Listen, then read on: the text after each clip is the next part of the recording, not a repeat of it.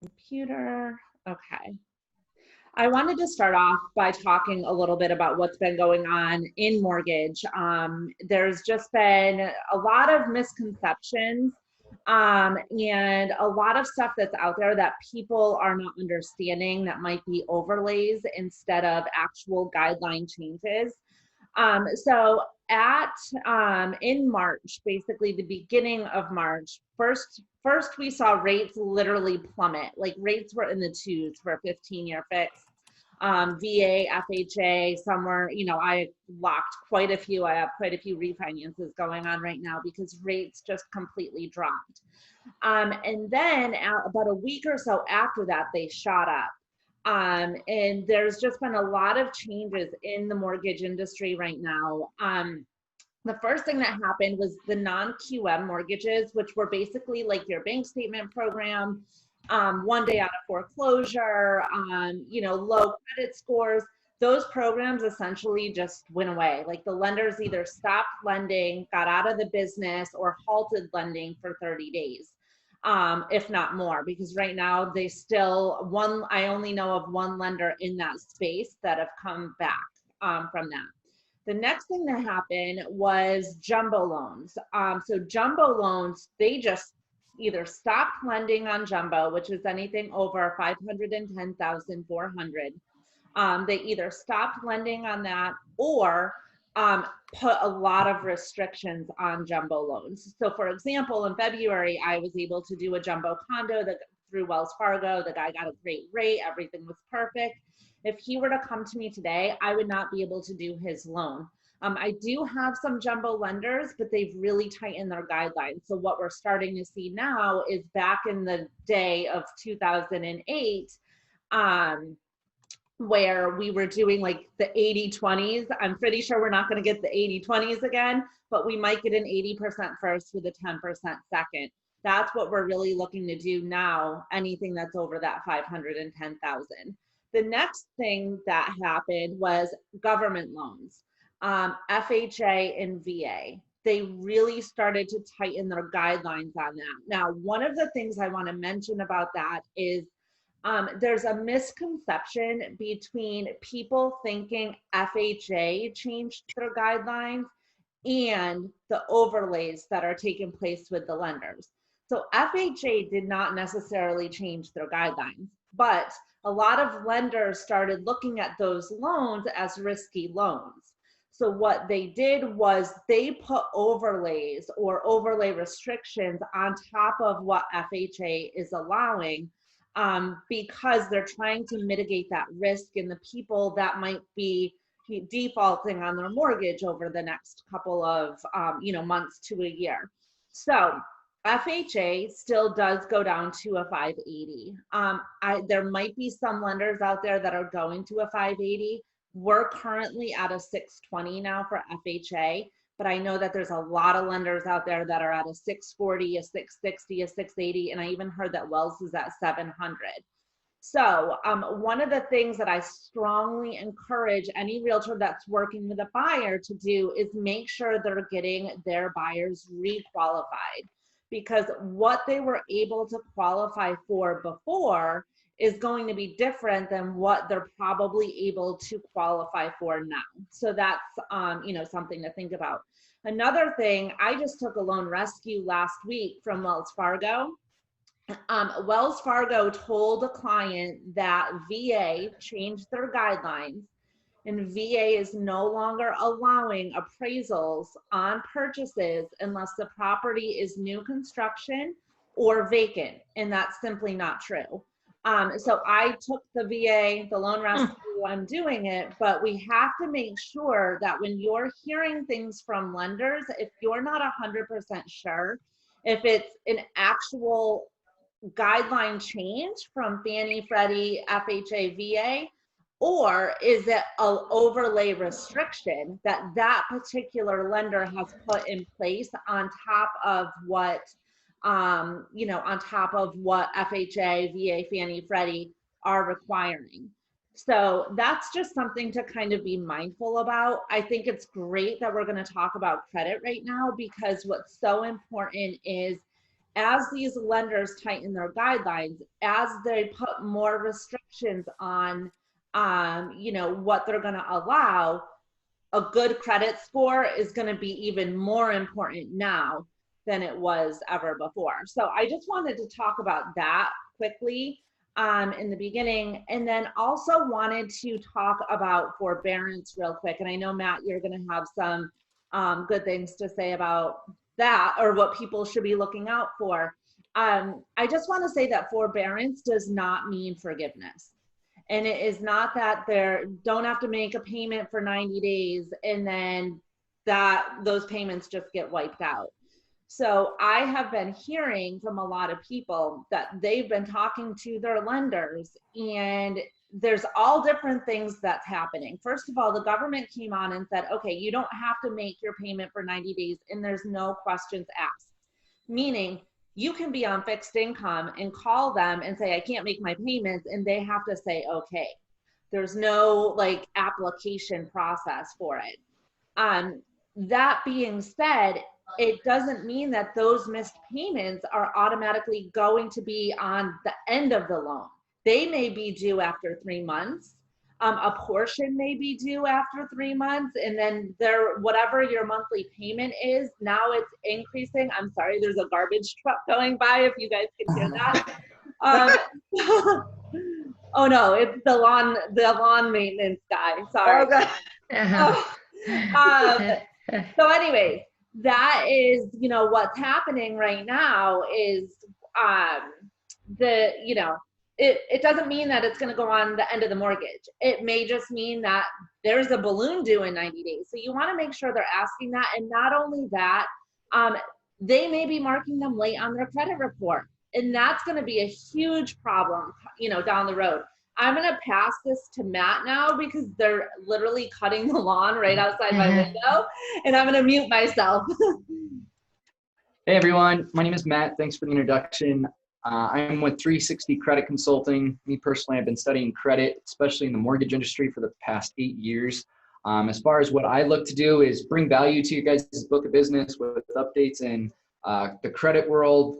And in this case, how we're coinciding is, as Danielle mentioned, we're now looking at elite borrowers. That's going to be a better option for most of our mortgages coming forward, is because of the risk of what's going on during this pandemic.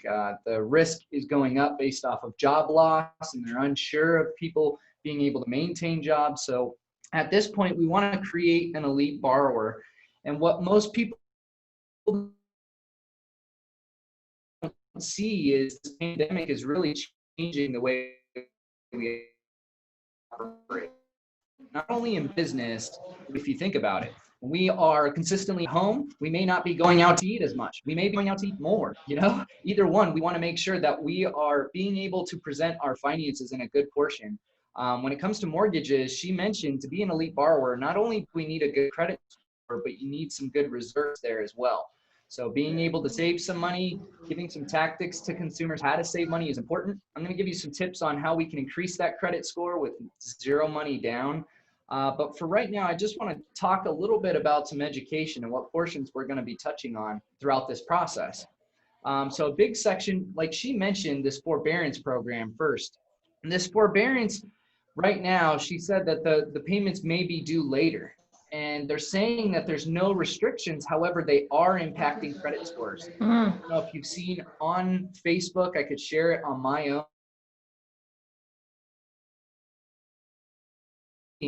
Oh, am I muted? Uh-oh, what happened here? Hold on 1 second. It shows. You're back. I can hear you now. Okay, I don't know. Yeah, it was just for a moment. Yeah, it was a quick moment. That's weird.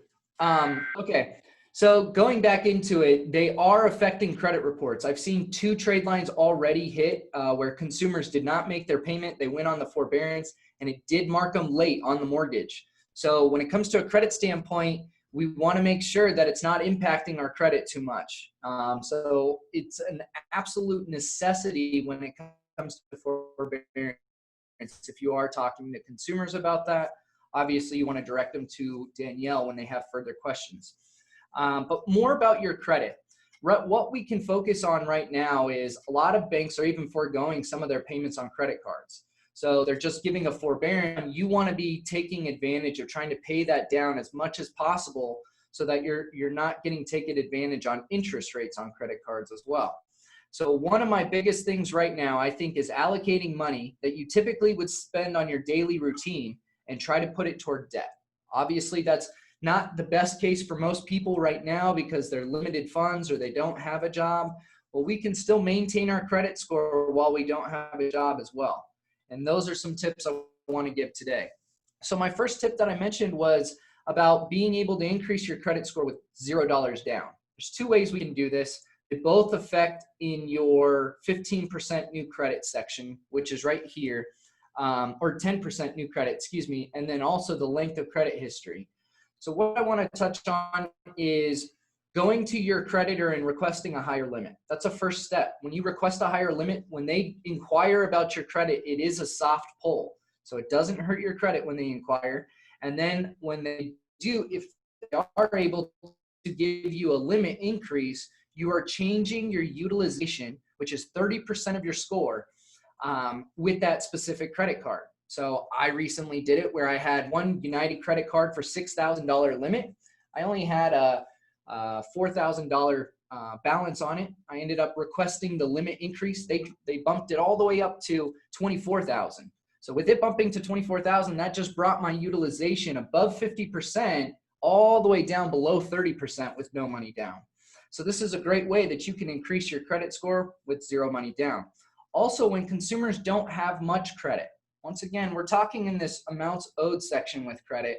Amounts owed is simply your credit cards or revolving accounts. It's important because it is 30% of your score. If you think of your credit score that's judging what's the likelihood that you would borrow money from them and be able to pay it back. If you already have high debt and you owe someone else, your credit score goes down because you're less likely to be able to pay the new person who you're going to be borrowing because you still have other people to pay. So this is how your credit score is analyzing what you're doing currently.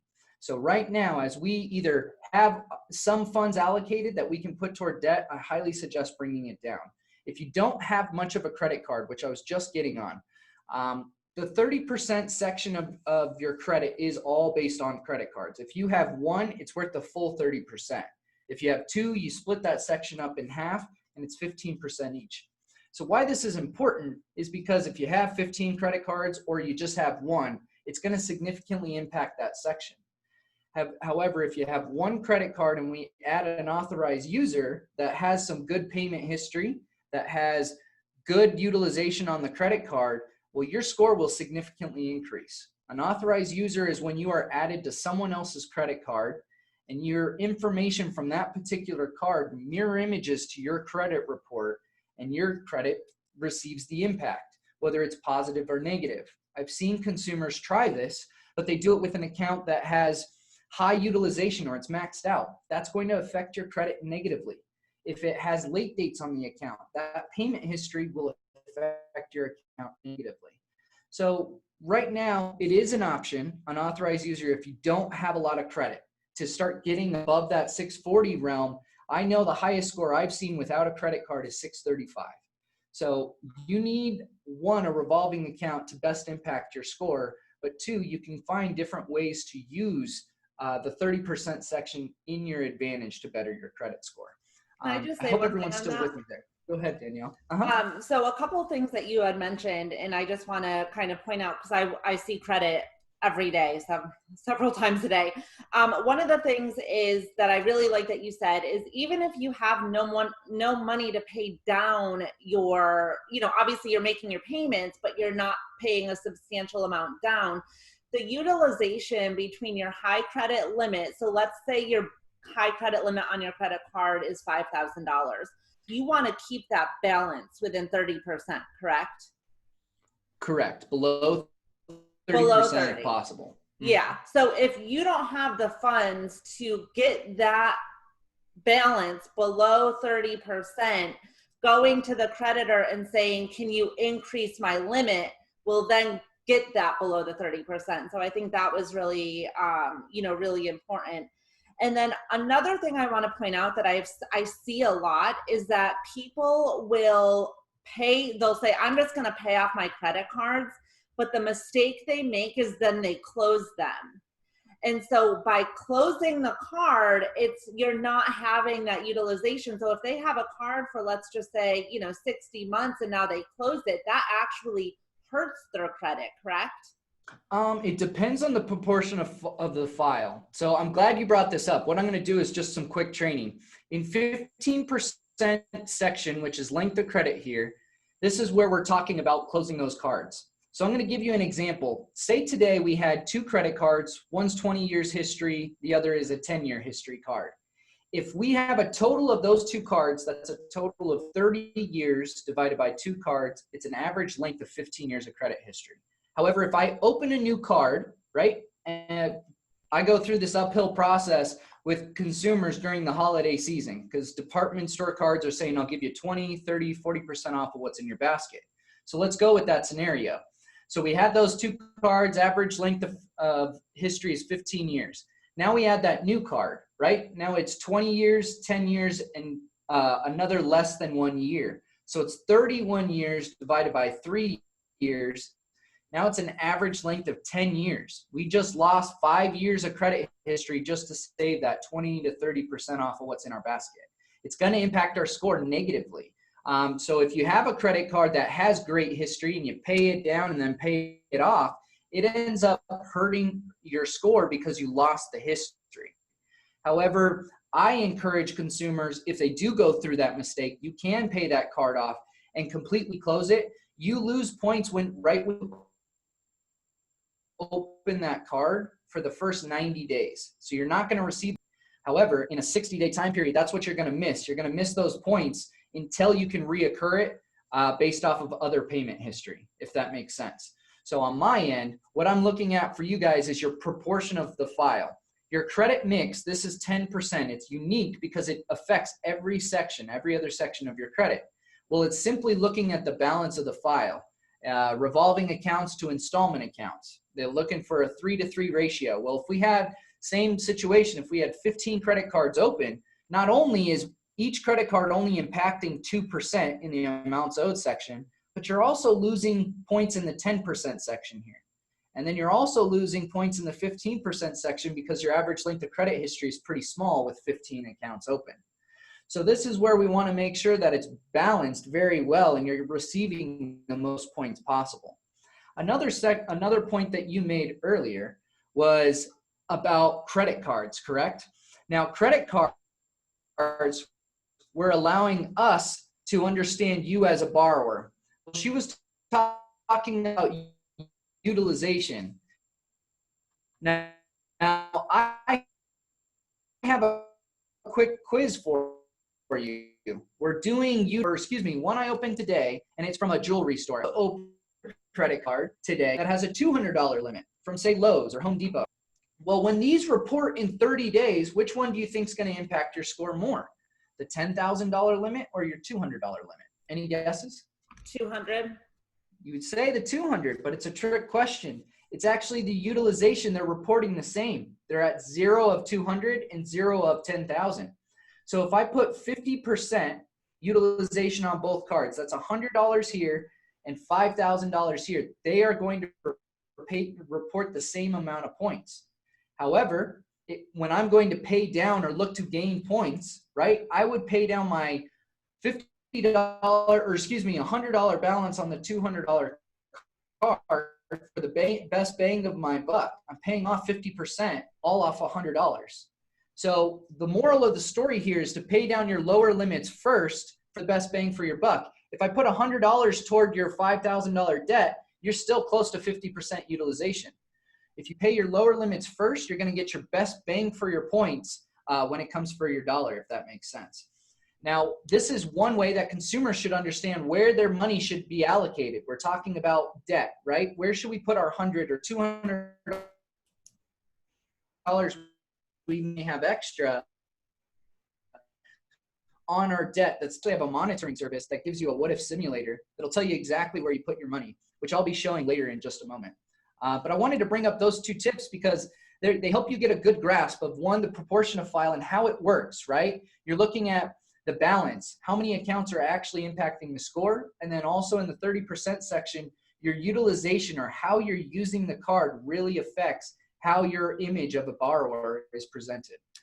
What other questions do you have, Danielle, as far as credit goes, as we're going through this? I don't think any other questions. One of the things I do want to bring up is I did have somebody before with no score at all.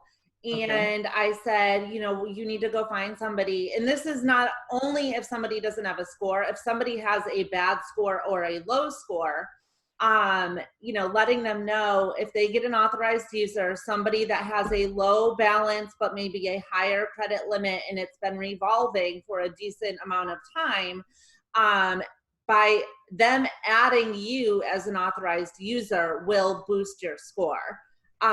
So that's definitely something, you know, that will help build the score. I totally agree. Those authorized users come in clutch. Underwriters, they end up shaking their fingers no, only when you're only using an authorized user. If you're only using someone else's borrowed history, it's not representing you, it's representing someone. Right.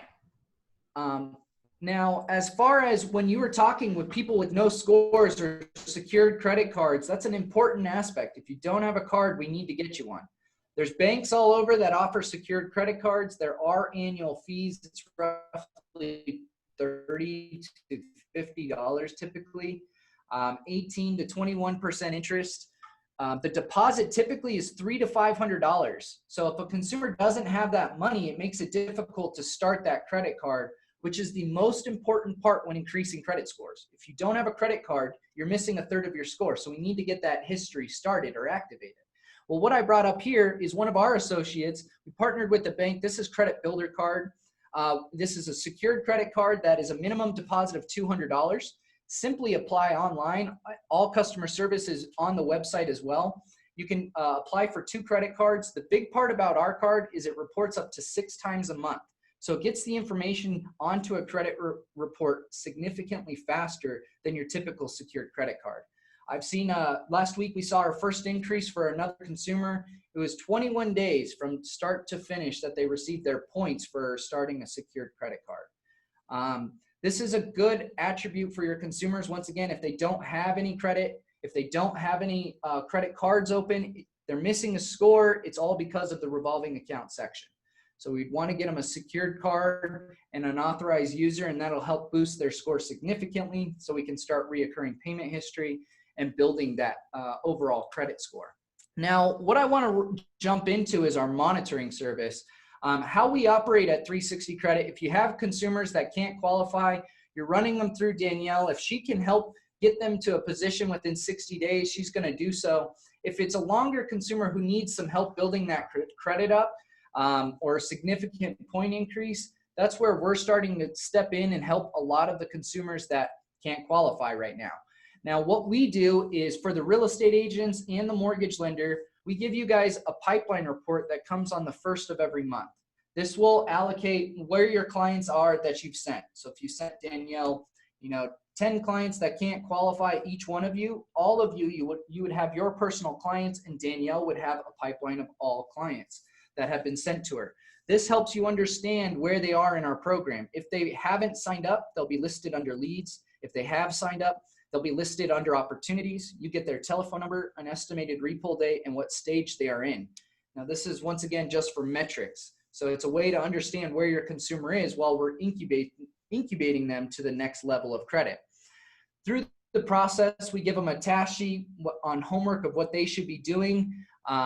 This is just representation of action that needs to be taken on the client's behalf. A lot of people think credit repair, sometimes it's just, oh, they're fixing my credit. That's not the case. There's action that the consumers need to take. It's 50% of their work and 50% of the legwork is on us. Now, we do more of the heavy lifting of removal of information. That's negative items that are impacting the score significantly. My big portion that I like to represent us with is our monitoring service. Luckily, we're going to give you a quick demo of how this operates. It's how we're tracking scores, and even Danielle can track scores where the consumer is. So this is just a score tracker, which we'll get into. It's just a snippet, but this is a consumer that went through our program. And every 30 days, I receive an update of what's going on with their credit score. So each line, we receive an update for every consumer. What these updates look like is this. This is one in March that we recently had. Understand right now, credit repair is such a vital essence to the mortgage industry because we're removing a lot of negative information right now. The credit bureaus do not have the labor force that they typically do because they outsource a lot of their labor, and it's being impacted significantly by the pandemic. So with that being said, I'm having double the amount of deletions on credit reports. This is an example of when it started. Diane, she joined our program March 4th. The report was on March 19th. So this is 2 weeks. We jumped 141 points. We removed 8 medical collections for her. This is just showing, hey, these are consumers. I could be notifying my loan officer that they may be in a position to purchase now that their scores have been going up. If they're lower, this case an F, and they went up 41 points, we're just seeing progression on the consumer's behalf. But either way, we're going to walk through this monitoring service, and I'll show you some of the cool tools that the client gets that helps them understand their credit a little bit more. So this is the homepage. This is a TransUnion score. It's roughly 20 to 25 points difference of what the mortgage lender pulls. It gives us what our next 70 points are in 120 days, and the next 34 points in 30 days. So we have soft pulls. I'll go to those 34 points. This is my favorite part. It's the what if simulator. So it automatically attaches to your credit cards, and say we have tax money of $1,500. We put that $1,500 up here and it says we can receive 15 points. Now, how do we do that? We go pay off these specific cards, and it tells you when to do it by in order to make sure you receive those points, and the balance is remaining on those cards as well. So it says pay off your Bank of America at $320, Amex at $35, Credit One Bank $28, and so on. A lot of my consumers going through this that have lost their jobs are actually allocating their debt to less impact their credit score currently. I know a few have lost their job. Last one we did was $1,400 in expenses for the month. We were seeing where to put that on their credit card. If you max out 2 cards trying to do that, obviously your score is going to significantly drop. This says to put it on 1 card that has the highest limit and least impact your score by 16 points. This is making the consumer aware of where money goes and helps increase their credit score or prevent their score from dropping. So as mentioned, through the process, we can always check our score tracker. This consumer has only been in our program for 2 months.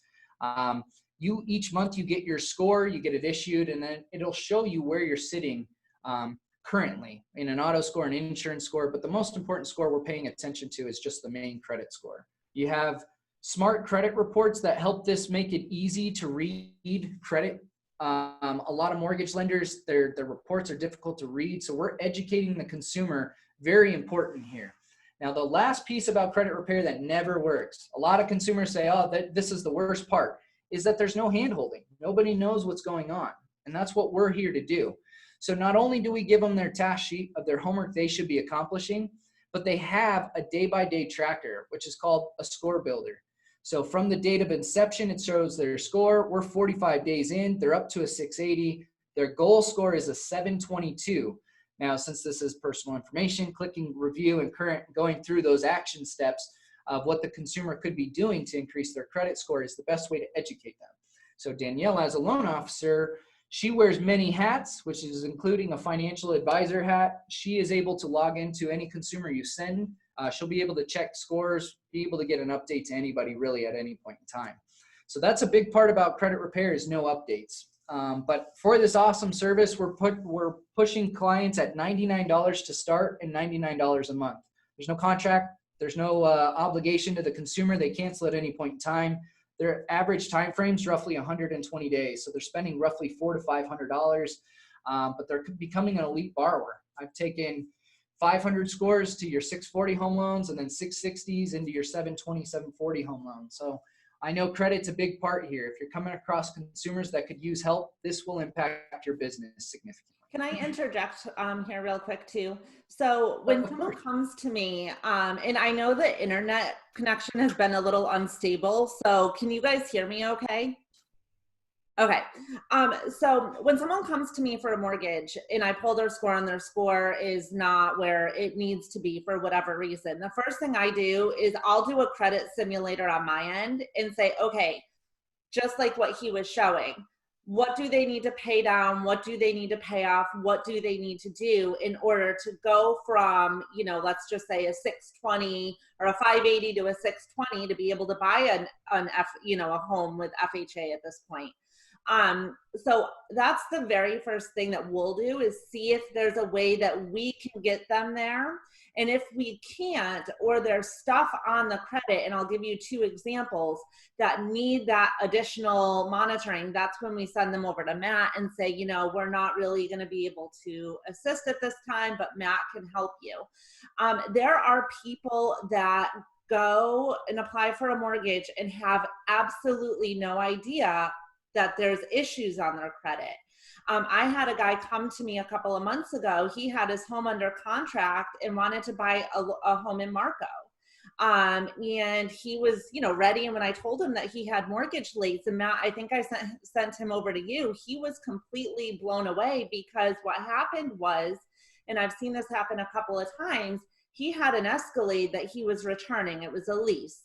And they were arguing. He put brand new tires on the Escalade, and GM, whoever, was saying, no, we want to put our own tires on it. So they were going back and forth over $1,800.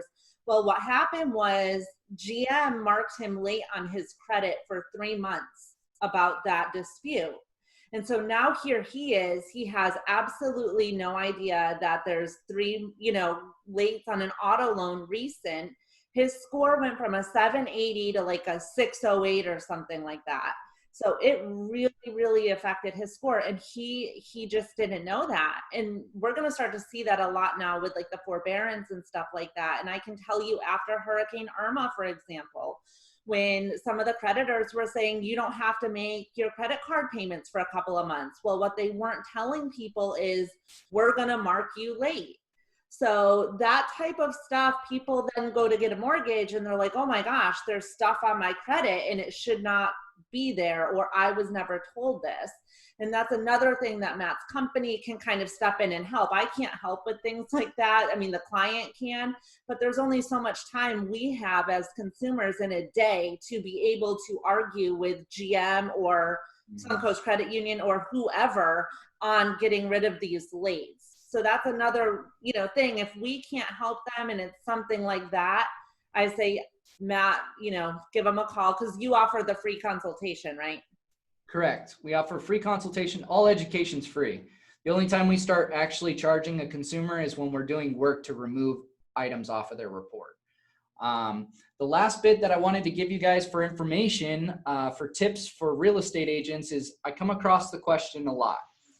And these are inquiries and credit, right? When consumers, when they're purchasing, what is their shopping window of affecting when they're pulling credit from mortgage lenders, from multiple lenders? So this section is in new credit. It's 10% of the score. It's unique because I mentioned all of your points are given to you up front. And there's 2 ways of point deduction. The first is opening a new account, which we discussed earlier. 90 days of good payment history, you lose points for 90 days, but after the good payment history, you receive those points back and start reoccurring points based off of payment history. But the second way is based off of credit inquiries. Now, credit inquiries are important to know how they operate with each model. Now, in the mortgage industry, you actually have 3 shopping windows: a 14-day window, a 30-day window, and a 45-day window. Each score gives you a shopping window. So when a consumer goes and shops within 14 days and pulls it 7 different times, it only impacts each score once when it comes to credit inquiries. But when you're shopping outside of 14 days, the first score is susceptible to multiple credit inquiries outside of 14 days. The second score is susceptible outside of 30 days. So most mortgage professionals will teach you that 30-day window is the best shopping. That's because it's your middle score that they're taking. The last window is 45 days. So if you're shopping outside of 45 days, you pulled with somebody, 45 days later, you pull again, that will impact all 3 scores with credit inquiries. Now, your average credit inquiry is roughly 2 to 5 points. As you go up in score, your inquiries actually go up.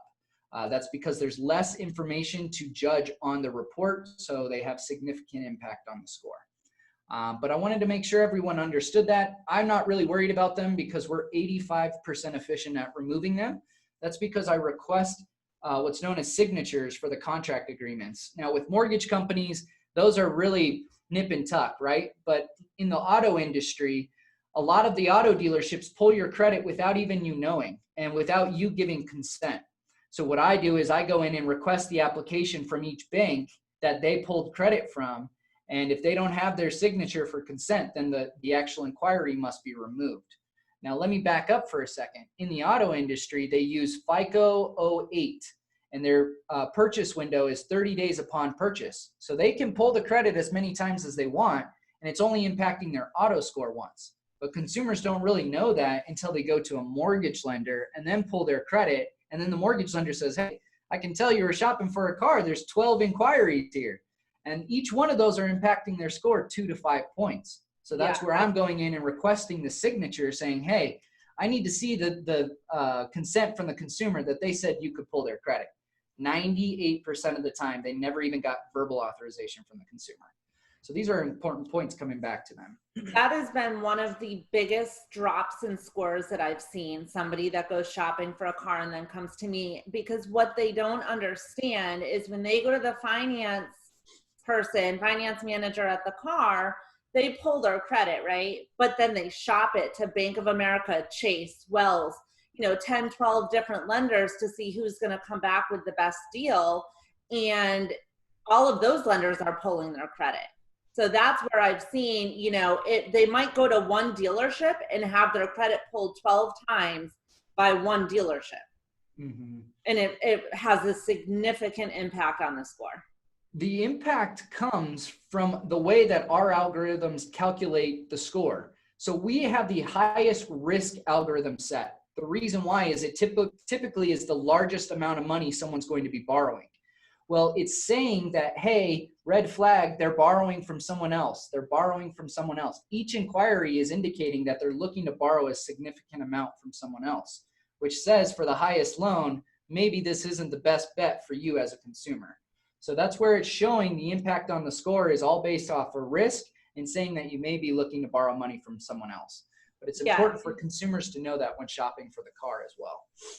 And one other thing to kind of point out is that, and this is, across the board with every mortgage company, and that's why we have to educate our clients not to have their credit pulled, because once they're in the process with me, from the time they do the application until the time we're clear to close, not by the time we're under contract or on a refinance, we've already triggered RESPA, disclosures went out, and until the time we're clear to close, every single time their credit gets pulled, an alert goes to everybody on my team.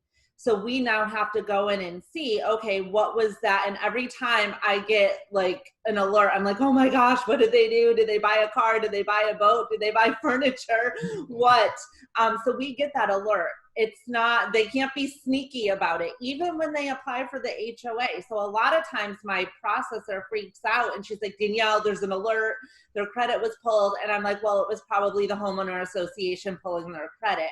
But there are times where it's like, oh no, I just went and bought a car, or I went to Rooms to Go and got that credit card. So we want to make sure we're educating our clients, all of us, mortgage realtors, saying do not have your credit pulled this entire process.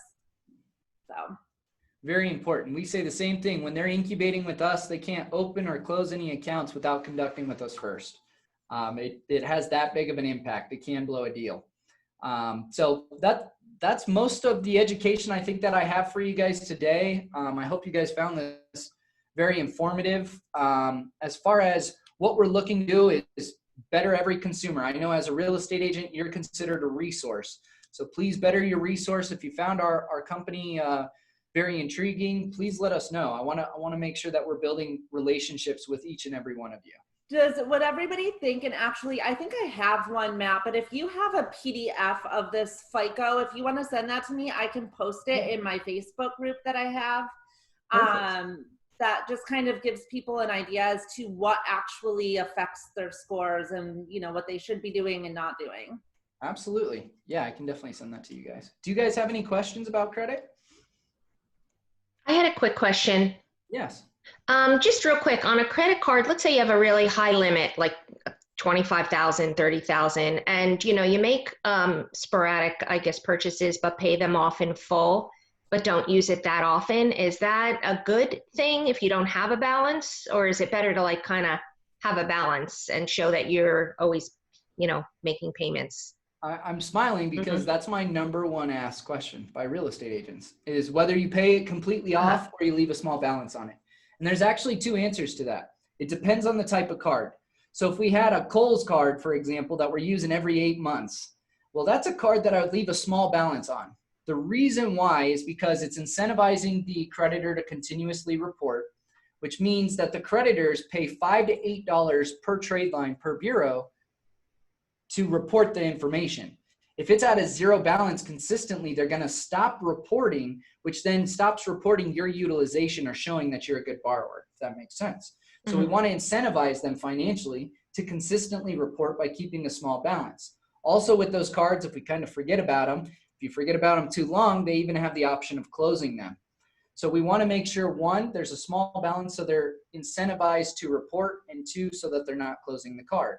But if it's a credit card we're using month to month or every other month, absolutely. You can use the activity as long as you're having activity within 90 days of each card, you're okay with that. Activity is considered using the card. Payments are obviously making sure to make your payments each month if there is a balance on the card. Does that help answer? Yeah. So you want to use, so if it's like a Chase card, one of the larger, not a store card, and you're using it every 90 days or so, but paying the balance off, that's okay. Correct. That's okay. That's okay. The big section or the big part about that is how often you're using the card and how often there's a balance on it. If you're consistently leaving your cards at a $0 balance, the reporter will stop reporting the information, which once again, your credit is judged by current and future actions. So you're looking at yourself 65% of your score. You want that reputation that you have a zero balance on that card. If they're not reporting it, then it's not going to show that you're receiving the credit as a borrower. Does that make sense? It does. But when you pull the credit, wouldn't it then show the history that you're... It does show the history, but think of your credit each month is like looking at yourself in the mirror. For the most part, you look the same, but there's going to be some minor changes. That's exactly how it is when you're pulling credit. It does show the history, but it's showing current present of how you are as a borrower. Does that make sense? Yeah. Okay.